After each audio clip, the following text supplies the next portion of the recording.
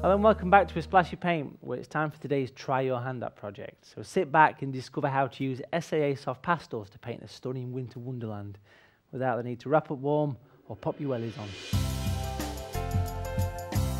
Thanks, Matthew. Winter can be a bit miserable, can't it? But it can also be a really, really beautiful time of year, and especially when there's snow. And I thought it'd be nice to do a winter scene with a sunset and snow, late afternoon, maybe a couple of people walking towards us, fir trees, something like that. Very atmospheric picture. I'm using pastel matte paper. It's stuck to a board with masking tape. I'm just going to draw with the pale grey a line that will separate the land from the sky, just a gentle line like that. Sometimes I'll use the body of the pastel, sometimes I'll use the tip of the pastel. Now for the sky, I've got a blue which is a little bit like cobalt blue. I'm using the body of the pastel, and it doesn't matter how you put this on, which direction you work it in. Don't try and fill the pastel paper in. This is special paper called pastel matte. It's specially formulated for pastels. Grips pastel really, really nicely, and I think it's brilliant. And I'll use my fingers to blend that into the paper. It's a bit patchy at the moment. Just put a slightly deeper blue over the top of that. Up at the top there. And underneath that, white.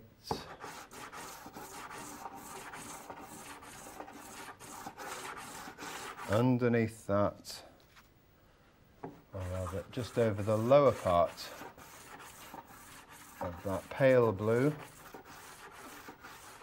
and more white.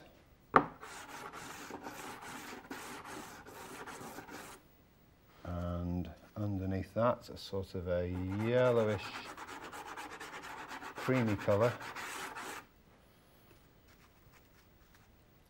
pinky colour. Whoop, don't panic.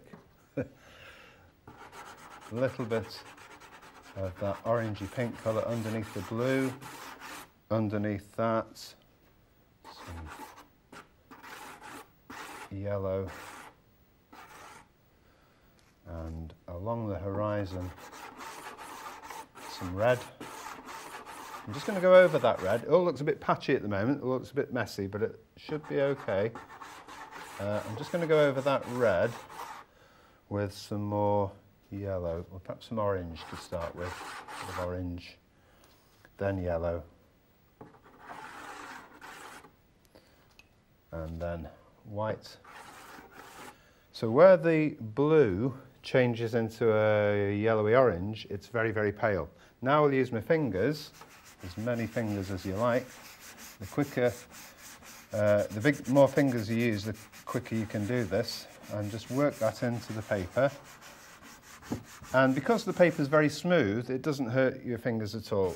You can just keep going over and over it. It's surprisingly smooth, this paper. So working the chalk pastel into all the little gaps and try and smooth it all out. Now, when you've done this, you know, if it's a little bit pale anywhere, or it's a bit blotchy, or a bit too light, then you can put a bit more pastel on. I think it's safer just to start sparingly, and then you can always add a little bit more if you want. If you put too much on to start with, then it can get a bit dusty. And there is an absence of dust, certainly using this paper and not putting too much on to start with. So now we're working down towards the horizon. It doesn't matter if I go down below that line a little bit, it will cover up. I'm just going to go over that red with some yellow.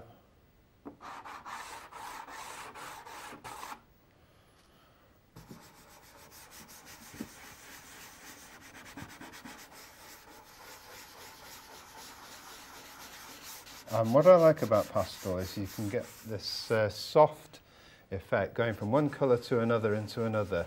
One or two marks on the paper here, but I'll cover those up with trees in a minute. Perhaps just put a little bit more orange on. Tiny bit more red.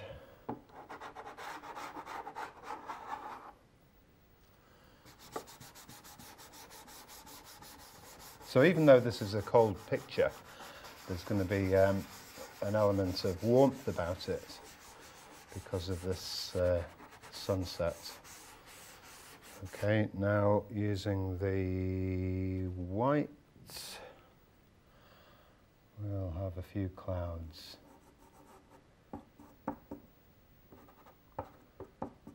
White gets dirty very quickly, so if it's a little bit dirty, then just dust it down with a piece of kitchen roll. And using the body of the pastel, I just press the pastel on very, very lightly, no pressure. And now lower down, I'm using the tip of the pastel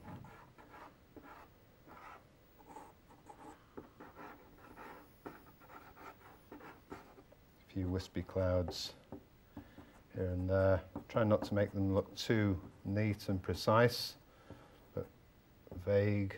And using my finger or fingers in the direction that those clouds are going, just gently work that into the paper, but not too much, otherwise they'll disappear. So I'll just go over one or two of those again. And very lightly. If you want the clouds to look close, you might not even want to blend them at all, but I'd like to make them slightly hazy.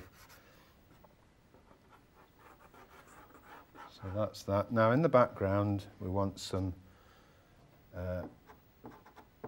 hazy trees, grey trees. This is in a wood, and so in the background there's going to be a whole load of trees. And I'd like those trees to be a bit vague, not too precise. So I'll use my finger to smudge them a bit.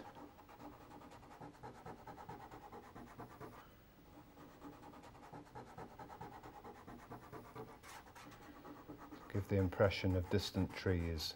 Maybe make some of those a little bit lighter. Or darker.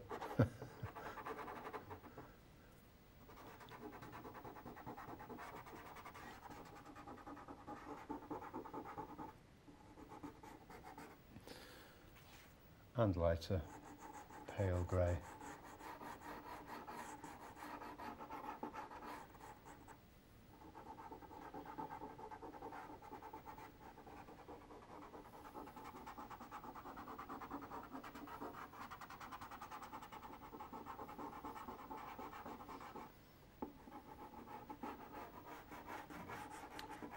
And then,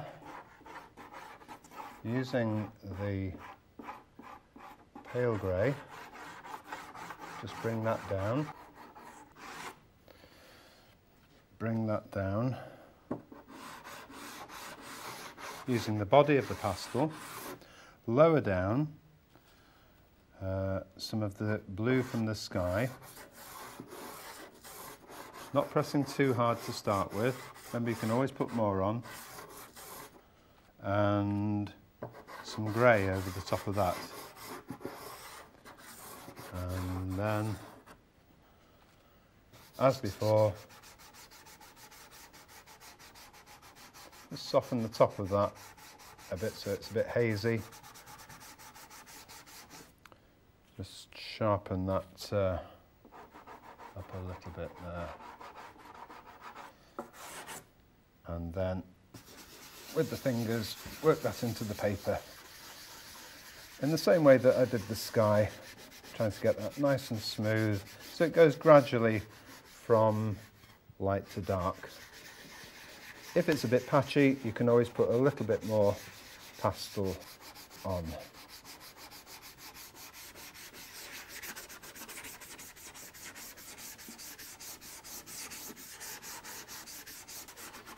So that's the first part of the picture. Join me later on and I'll finish the snow scene. Thanks, Jeremy. Great shades and simple blending techniques. Pastel matte paper has a great surface for gripping pastels. Can't wait to see part 2 later on in today's programme. But it's time for us to take a little break now, folks, but join us in part 3, when I'll be sharing a few more of my simple tips and tricks to help develop your watercolour painting. And spellbinding SAA professional artist Sharon Hurst will be showing how you can conjure up some sensational painting effects using the magical SAA rake brush. I'll see you soon.